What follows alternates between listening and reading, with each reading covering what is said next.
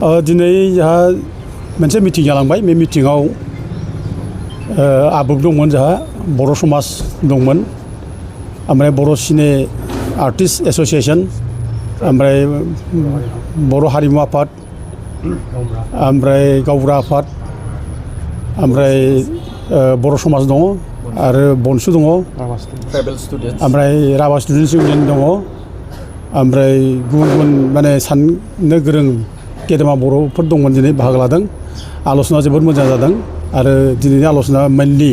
मोननै आयदानि सायाव जादोंमोन बे जाहैबाय हाग्रा ओनसोलाव हाबनानै थानाय इलिगेल जायनाखि एनक्ल'जार्सफोर दं बेफोरखौ इभिक्सन खालामनायनि बाथ्रा लानानै सावरायनाय ओमफ्राय गुबुन मोनसे जाहैबाय ट्राइबेल बेल्ट ब्लकनिफ्राय जायफोर इलिगेल माने हाबनानै थानायखौ होखारनांगौ बिनि दाबिखौ लानानै जों सावरायनाय बे मोननैखौ लानानै सावरायनाय जादों आरो दिनै सावरायनायनि गेजेरजों मोनसे थांखियाव फैबाय जे बेल्ट ब्लकखौ जेरैबाबो रैखा खालामनांगौ ओमफ्राय हाग्रा ओनसोलनिफ्राय इलिगेल एनक्ल'जार जायफोर दंफैयो बाहेरानिफ्राय फैनानै थाफैनाय बिसोरखौ होखारनांगौ बेयाव बयबो एकमत मोनसे माने थांखि होनाय जादों आरो लोगोसे मोनसे थांखि आजावनाय जाबाय जे थाबैनो बे मोननै इस्युखौ लानानै बिटिसिनि मानाव गेदेर चिफ हाग्रामा महिलारिखौ लोगो हमगोन मोनसे डेलिगेसन टिम दानाय जाबाय आरो मेम'रेन्डाम होनाय जागोन ओमफ्राय लोगोसे जोङो दिनै रोखायै बड'लेण्ड जनजाति सुरक्षा मन्चनिफ्राय बुंनाय जायो जे ट्राइबेल बेल्ट ब्लकआ जोंनो गोदो गोदायनिफ्रायनो ब्रिटिशफोरा जोंनो होनानै गालांखानाय आरो बे हाया जोंनि आबै आबौ आजौमोननि हा बे आबै आबौ आजौमोनहा जोंनो बे हाखौ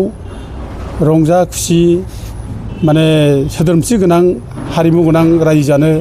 रुजु रुमु रायजो जानो जोंनो होलांखादों आरो दिनै बे ट्राइबेल बेल्ट ब्लकआ दिनै माने सिकिउर दंब्ला बे जायगायाव दिनै गुबुन हारिफ्रा हाबफैनानै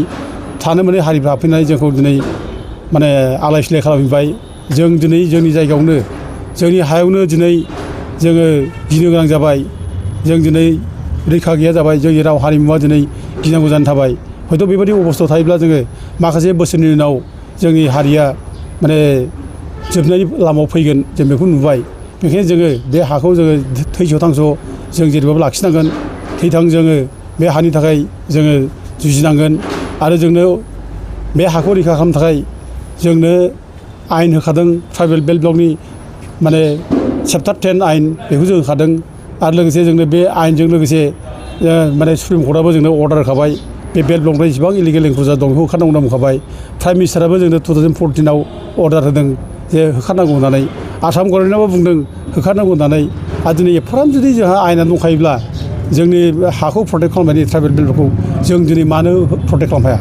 दिनै जोंनि गभर्नमेन्टखौ जोङो बुंगोन मानगोनां हाग्रामा महिलारिखौ जों बुंगोन बिथांमोनहाबो जाहाथे माने बेयाव गोसो होनानै मावो नङाब्ला जोङो जे मोनसे टाइमाव हारिया जोबहैनो हासिगौ बेनि थाखाय जों माने सिन्था खालामनांगोन आरो बेनि थाखाय जोङो दिनै हाग्रामा महिलारिखौल' बुंनाय खोथा नङा दिनै बेखौ जुदि इभिक्सन टिभिक्सन जुदि जायोब्ला हयथ' बेयाव ल' एन्ड अर्डार प्रब्लेम फैनो हागौ पुलिस पावारनि खोथा फैबाय दा ल' एन्ड अर्डारखौ सामलायनो थाखाय स्टेट गभर्नमेन्टआबो दायथ' लाफानांगोन स्टेट गभर्नमेन्टजों बुजावफा थानानै मावनांगोन दा दिनै आसाम गभर्नमेन्टआ हेमन्त बिश्व शर्मा गावनि जायगायाव गोबां माने गभर्नमेन्ट हाफोरखौ दिनै उद्धार खालामबाय इभिक्सन खालामबाय दा दिनै जोंनि जायगायाव जोंनि ट्राइबेलफोरनि हाखौ दिनै मानो उद्धार खालामनानै होनो हाया जों दिनै मानो जोंनि जायगायाव मानो आलाय सिलाय जानो हा गैयै जों मानो जादों फालाय दिनै गोदाव सोराव माने ट्राइबेल बेल्ट ब्लकआवबो हा सेन लाजाबाय जोङो जोंनि गभर्नमेन्ट हा माने खासाफोर दं बेयावबो जों थानो हालिया जों हाग्रा बंग्रा थाबायबायनांबाय गोदाव सोराव आलाय सिलाय जों बिदि जिउ खांसे बेसेबां गोबाव जिउ खांदों बिदिलाय दिनै हाग्रा बंग्रा जों इसेबां जिउ खांनो थांबाबायनानै हाग्रायाव थांबाबायनानै दिनैबो ओंखारजाहां गाबोन ओंखारजाहां गिलुं गिलुं बिदि जिउ जागोन नामा दिनै मालाया गोबां माने थांनानै थानायनि गोबां माने सिभिलाइज मोनसे समाज हिसाबै दिनै आवगायगासिनो दङ जोंना दिनै बे हाग्रा बंग्रा सिङाव थानानै दिनै खुनुरुखुम माने दालाय बिलाइनि न' लुसाबबायनानै दङ आरो दिनै बिसोरो माने थांनानै थानायनि खुनु जेबो गैया बिसोरा गिसां गुसां थायो दा बिदि मोनसे जिउ जागोन थांनानै थानो थाखाय पारमानेन्टलि मोनसे सुख गोजोन जायगा नांगौ दा जोंनो ओंखायनो बे सुख गोजोन जायगा जोंनो नांगौ बेखौ दिनै बे समाव बड'लेण्ड जनजाति सुरक्षा मन्चआ सरकारखौ दाबि खालामगोन जेरैखिया माने बे बेल्ट ब्लकनिफ्राय गुबुन माने थानो मोनै मानसिफोर ओंखारनांगौ